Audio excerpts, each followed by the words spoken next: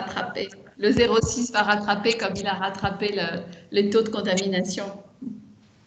Alors là, j'ai du mal, là, parce que peut-être que Jean-Christophe n'a pas fini de... Tu as fait arrêter ta présentation, Christophe? Jean-Christophe? J'ai coupé, j'ai fermé mon PDF, mais non, je le vois pas. Il faut que tu mettes arrêter la présentation et là où il y a la petite flèche, que tu vérifies bien que tu puisses plus. Non, mais on peut partager, Non, Thierry. normalement, j'ai plus de partage, moi. Oui, oui. Le partage est libre, Thierry. Alors, ça, c'est pas la mienne. Si, voilà, c'est bon, j'ai trouvé. C'est bon, vous voyez le diaporama? Excellent, excellent. Voilà, donc j'essaie de me mettre en... Parce que là, il est relativement petit. J'essaie de me mettre en... Comment ça se fait que je trouve... Ah oui, c'est parce qu'il est caché. Voilà. Donc, vous m'entendez bien et donc vous voyez en grand les diapos. C'est bon? Oui. Voilà. Donc, je me centre sur la transmission par voie aérienne et je refais ce bref historique pour voir pourquoi on reparle maintenant de cette transmission aérienne. Voilà, donc ce petit bref historique. Vous savez qu'au début, on a eu une période très courte, très courte. On s'était déjà préparé avec le coronavirus, plus tard pour le contact avec Ebola, tout ça. Donc quand même, on avait travaillé. Donc au tout début, on partait sur des précautions qui étaient proches de celles du SARS-CoV-1, qui est devenu numéro 1 puisqu'on a un numéro 2, qui sont R plus contact. Et puis on a eu cette période pré-confinement, premier confinement, de la non-utilité du masque pour le grand public, vous vous souvenez après, on a découvert la pénurie de masques, ce fameux contact tracing qui était ciblé sur les sujets symptomatiques, et Jean-Christophe vient bien de rappeler l'importance des sujets asymptomatiques. Donc, on avait une documentation en termes de diagnostic qui était avant tout sur les symptomatiques dans cette période. C'est vrai qu'également, au départ, on n'avait pas assez de tests. Et donc, on était également sur une transmission à courte distance, type gouttelette. Ça vient d'être rappelé, qui est importante, en particulier donc en milieu hospitalier, voilà. Mais on verra donc petit à petit donc que la notion d'aérosol va reprendre de l'importance, pas simplement les situations à risque de provoquer des aérosols qui sont bien connus en milieu de soins. Voilà, et donc c'est vrai qu'il a fallu faire le choix de ce fameux masque FFP2 et Patricia, derrière, nous développera un petit peu qu'est-ce que c'est que le port du masque. Voilà, mais en tout cas pour nous, on savait qu'il fallait gérer des stocks qui étaient limités. Et donc, en fait, vous allez voir que très tôt, il y a eu des évidences du rôle des aérosols. Voilà, et donc, il y a eu à nouveau un avis du Haut Conseil de santé publique qui vient de sortir. C'est évident qu'en ce moment, il y a un rattrapage important d'un certain nombre d'instances qui récupèrent, voilà, en disant, ben oui, maintenant, la transmission aérienne, elle existe, voilà comment on peut la régler. Voilà, donc ça, vous voyez, c'est 2003. Donc ça, c'est le SARS-CoV-1 et c'est la transmission dans un avion. Bien sûr, ils n'avaient pas de masque à l'époque, d'un certain nombre vous voyez, à partir d'un sujet positif. Quelques jours après, vous voyez, le jour, c'est le 15 et le 18, donc ça ressemble beaucoup à notre SARS-CoV-2. En définitive, le délai d'incubation est assez proche entre le 1 et le 2, avec là, bien sûr, des formes symptomatiques sévères, prédominantes. Ça a probablement été l'avantage du SARS-CoV-1, c'est qu'il était bruyant et que donc on a mis en place des mesures très tôt autour de ces épidémies. Il y a eu un certain nombre d'épidémies avec le SARS-CoV-1, mais il n'y a pas eu une grande pandémie comme on a actuellement.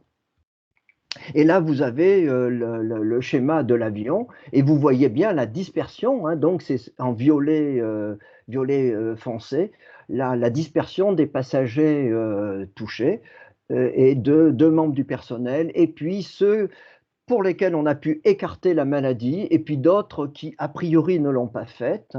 Voilà, donc on peut voir effectivement des personnes qui sont à côté, qui n'ont pas été touchées. Donc on voit bien quand même qu'il y a, même si il peut y avoir quelques contacts, des contaminations proches, il y a beaucoup de transmissions aériennes.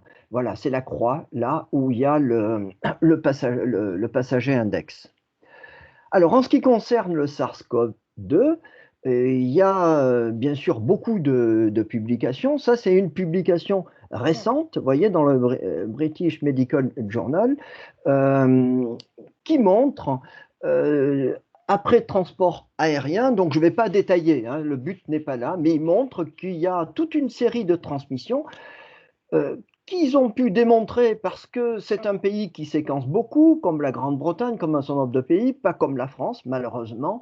Et donc, ils peuvent vraiment suivre les épidémies. Et là, ils montrent qu'il y a une liaison. Il y a juste un cas qui a été écarté avec transmission là dans l'avion. Après, très intéressant dans l'hôtel, parce que comme ils appliquent strictement la quarantaine, où les passagers, après, sont mis en quarantaine pendant 14 jours. Ils ont pu démontrer qu'il y a eu une transmission probablement aérienne dans un couloir. Pourquoi? Parce qu'ils faisaient le test. Les deux personnes sont sorties 5 minutes de leur chambre sans se toucher, bien entendu. Et l'un des deux a eu un test et il a, voilà, l'autre a enlevé le masque. Enfin, vraiment une durée de contamination possible très courte. Donc, une belle transmission aérienne démontrée. Voilà, puis après, des contaminations ultérieures. Donc, on voit qu'on a un mix avec ce virus de contamination traditionnelle, mais également aérienne. Là, vous avez donc sur ce site, en dessous, là, Indoor Covid, donc au niveau du Massachusetts, là, ils ont regroupé un certain nombre d'informations autour des modes de transmission du virus, avec bien sûr toute la documentation, les publications. Voilà, donc on commence à arriver à une synthèse. Au-dessus, vous avez des photos qui datent des années 40, donc il y a très très longtemps, dès qu'on a pu faire de la photographie à haute vitesse, on sait très bien qu'il n'y a pas des aérosols d'un côté et des gouttelettes de l'autre côté, ça n'existe pas. Il y a tout un continuum entre les deux. Et il y a des particules, et donc ça commence à prendre de l'importance. Il y a ces transmissions gouttelettes tout à fait classiques, à courte distance, qui peuvent bien entendu aller se fixer au niveau oculaire ou au niveau nasal. Donc c'est extrêmement important de se protéger contre la transmission gouttelette. Mais vous avez à côté de cela tout un ensemble de particules qui vont des particules respirables de moins de 5 microns, ce qu'ils appellent les thoraciques aérosols ou inhalation, vous verrez un petit peu plus loin, ouais, un tout petit peu plus grosse, et puis des plus grosses qui sont aussi aériennes et qui donc peuvent aller se fixer en particulier au niveau nasopharynx. À côté de ça, bien sûr, il peut y avoir un dépôt des particules et après ça va être la transmission plutôt de type contact là par des objets et Yasmina nous en parlera tout à l'heure. Hein. Donc il y a beaucoup de littérature sur essayer de documenter la transmission environnementale. Le problème c'est qu'on n'a pas tellement d'outils que ça dédiés au SARS-CoV-2. On a des PCR mais ça ne montre pas forcément la viabilité du virus. Il y a un certain nombre de cultures virales, mais là encore, bien sûr, qu'on peut utiliser certaines cultures, certaines cellules, mais elles ne sont pas forcément optimisées pour ce virus, donc il y a des grandes variabilités dans la littérature, et il n'y a pas de modèle animal, vous le savez, et Voilà, il faut vraiment forcer la dose pour que le chimpanzé fasse une infection. Et vous voyez donc dans cette revue générale qui a été faite dans Clinical Microbiological Reviews, vous avez là tout un ensemble d'études avec des choses positives, des limites.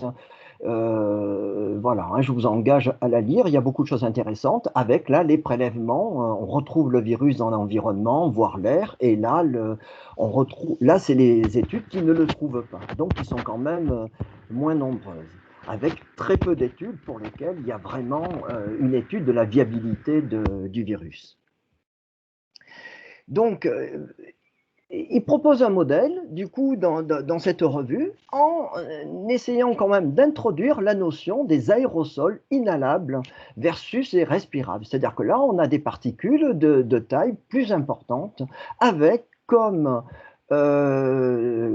cible principale ces fameux récepteurs nasopharyngés qui sont en grande quantité, beaucoup plus grande quantité qu'au niveau pulmonaire ou d'autres organes de l'organisme, et avec une voie secondaire après vers le pulmonaire, en particulier chez les sujets âgés, ce qui expliquerait, d'après eux, la très très grande prédominance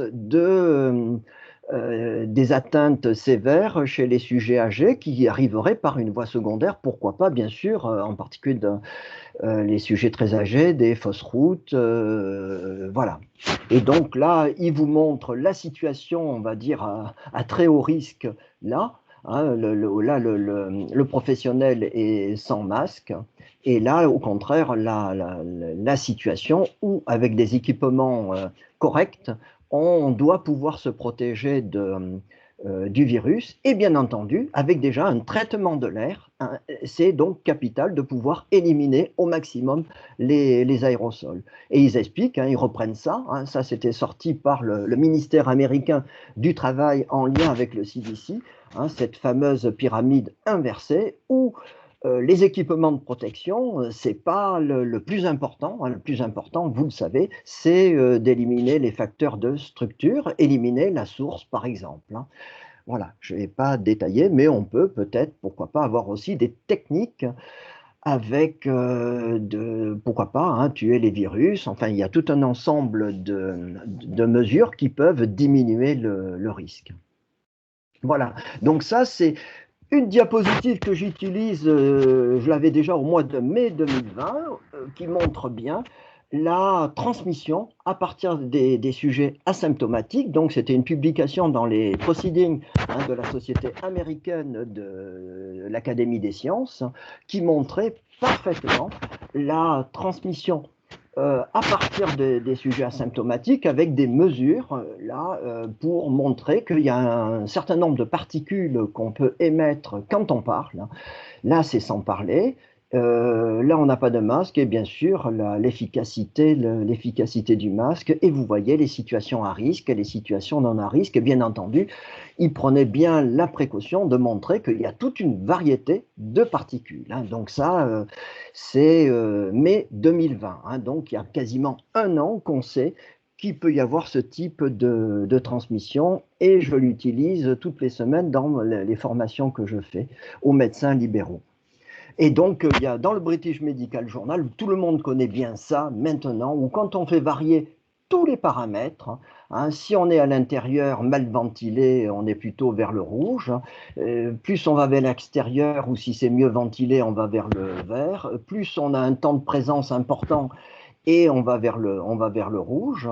Voilà, je ne vais pas, et bien sûr, si on crie, on chante, etc. Voilà, donc on connaît très bien, même si on est asymptomatique, qu'il y a le mode de transmission. J'ai oublié de le dire, comme Jean-Christophe avait commencé à bien le rapporter, en définitive, le maximum de la transmission se fait dans les 48 heures qui précèdent la symptomatologie et tout début de la symptomatologie. D'ailleurs, ça correspond parfaitement au maximum de positivité des tests par PCR ou sur tout test antigénique.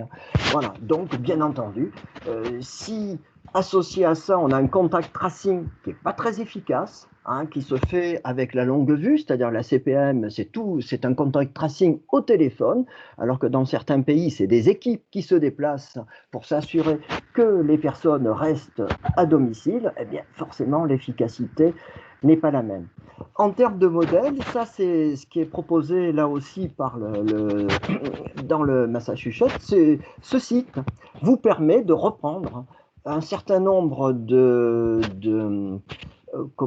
facteurs qui correspondent au risque. Si une personne, vous le verrez un petit peu plus loin, on ne voit pas derrière, on peut se mettre dans une situation à risque qui dépendra aussi, par exemple, du taux d'incidence, du niveau de risque acceptable ou pas.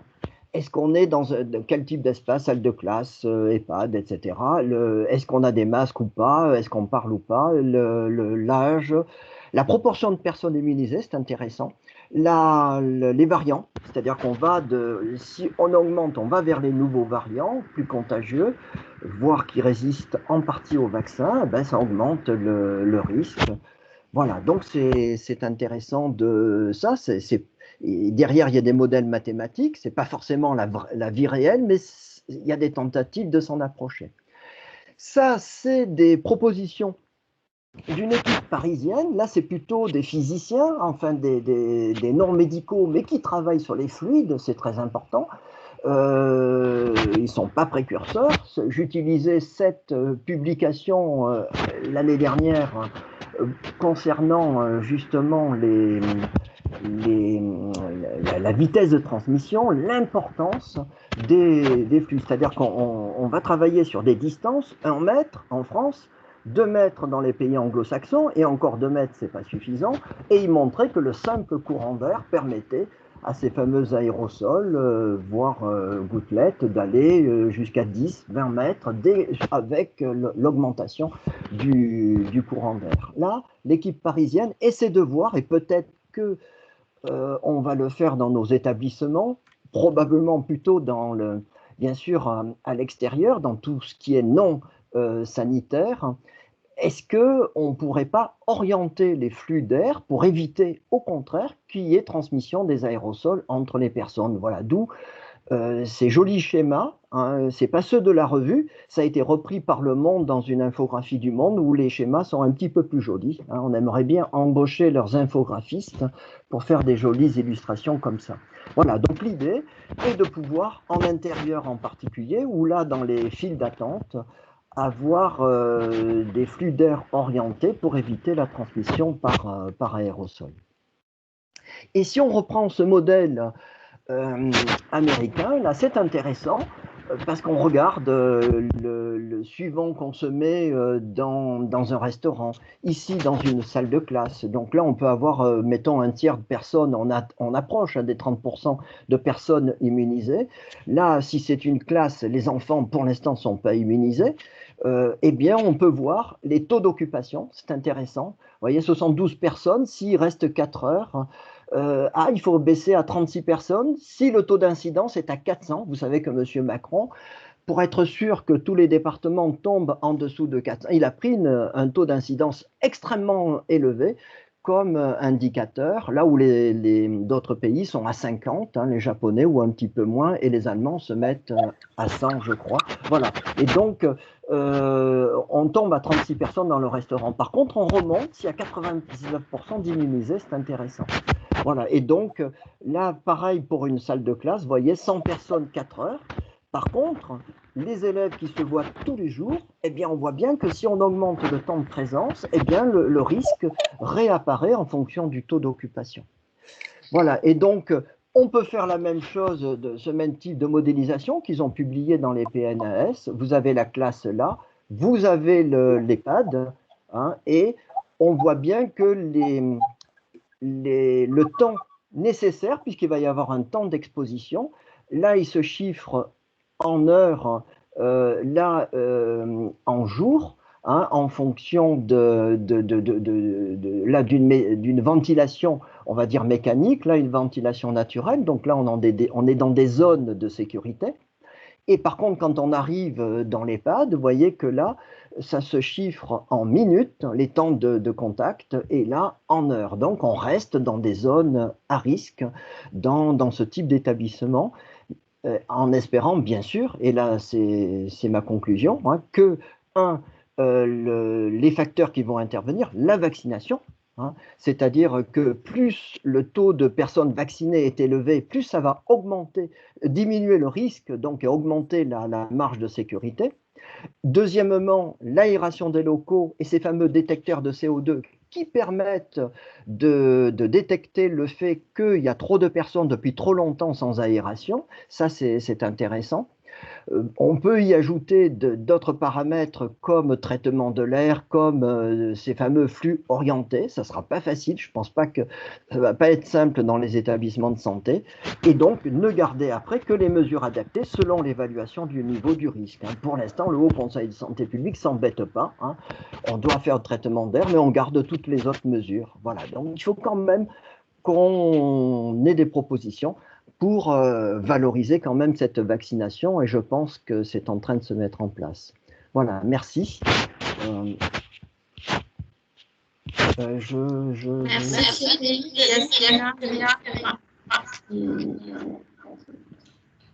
Ou Patricia,